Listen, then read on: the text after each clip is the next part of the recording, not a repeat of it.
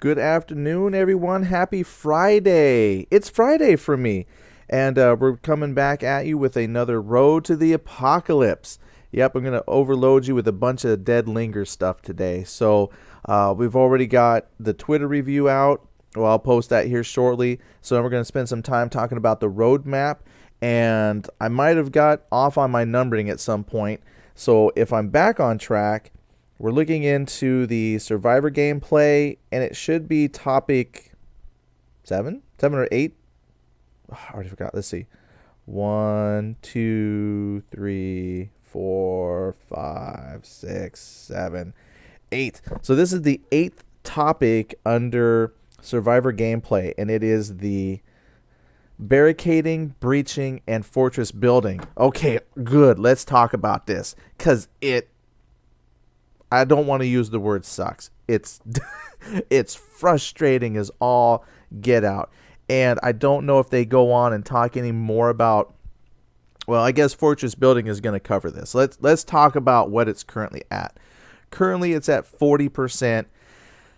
Yeah, I could see that. I can see 40%. What's really going to boost this up though is if they fix things from floating. And what I mean by that is, you can nail something to a wall, exit your game, come back, reload it, and that item has shifted up, shifted down, has fallen. It's just frustrating because things don't stay put. If you were going to build a really magnificent structure, you're pretty much going to have to do it all in one shot currently. I mean, obviously, I say obviously because that's going to have to get fixed, and they're going to have to fix that before release. Doesn't mean it's going to be fixed in the next few minutes. Currently, this that you're listening to is build 12. Build 13 is on the way.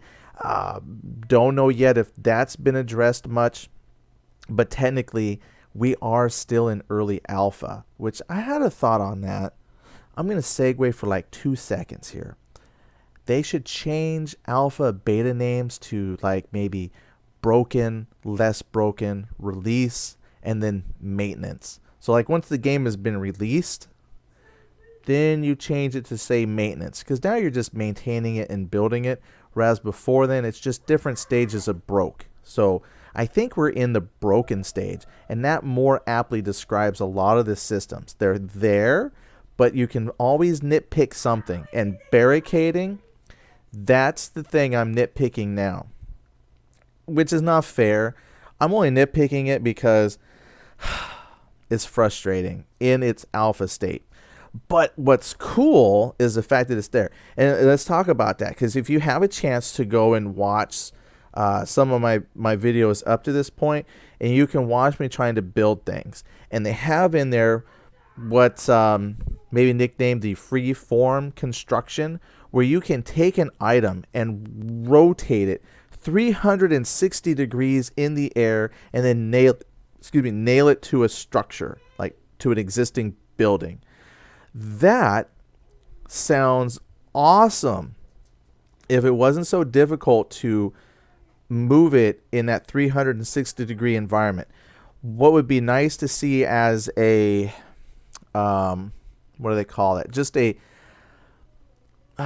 quality of life improvement, doesn't have to be there, but like currently you hold down the X button and then you can rotate this thing, and depending on how you rotate, you got to rotate it one way, rotate it, then kind of rotate it back to how you had it. It's just a lot of finagling to get it right. And what might be cool is if you had 2 buttons, say you hold the X button and that rotates it in the Y axis, and then you can flip it over to like hold down the C button, and now you can rotate this thing on its Y axis. It might give you a little more control over how it's going to move. Yeah, something needs to be done. Another thing that would help too is if you had the option to switch to what I was calling kind of a snap system, an invisible grid. That way it would be much easier to attach things next to each other. That would be really cool to see down the road. So yeah, with their free build, freeform system, you could build any structure with the items they have And that's awesome because you could put it at any angle, whatever you want. Because if you have a grid system, then you're limited by the grids that they program into the game, and those might not line up. But what would be nice is, you push a button and it automatically switches between freeform and grid.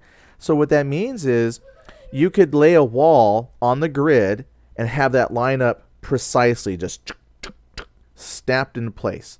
Then you might want a particular 2x4 to come out at a very specific angle for whatever reason. You then just hit a button, switch to freeform, and then put it at that weird angle that you want, and then nail it in place. The two systems I think would be great.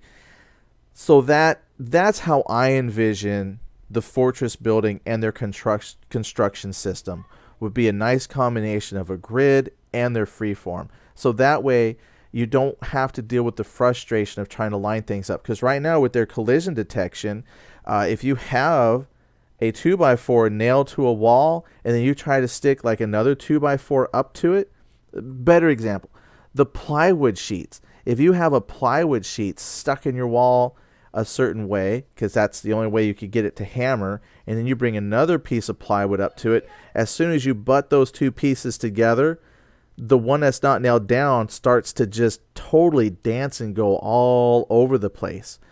So, I know that there's tweaking that they have to do in that. This is just, hey, the system's in the game. But, until either they fix that or, it's just, I envision so much for it. Like, I'm so excited. I don't want to wait. 40% is not enough. I never thought I would have fun building stuff in a game. But, like, I'm really having fun with the system as long as I don't stop and save my game partway through and then reload it. If you're going to actually build something, you might as well just take the 2 or 3 hours to kind of put it all together so you can enjoy it before you save your game and then, come back and see it all messed up. But let's talk about, though, what they have here on the roadmap. Barricading and fortress building are some of the key features, and it shows because that incredible freeform system. Instead of always running, the survivor can seek refuge in any of the structural skeletons that have been left behind by the apocalypse. And they have, I don't know what build it was. It might have been build 11. I can't remember which one they said, but they actually stuck in the partially built homes.